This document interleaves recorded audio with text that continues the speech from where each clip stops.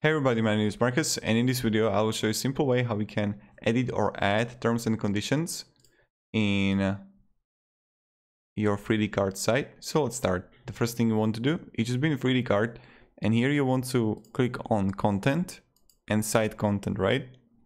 When you're going to be here, you just want to click here, terms and conditions, edit, and now you just add like the name here.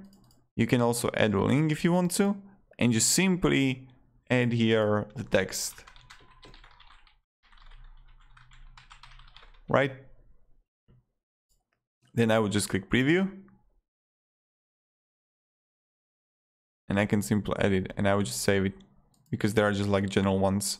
So thank you very much everybody. If you have any questions, ask me down below in the comments. I'll be really happy to help you.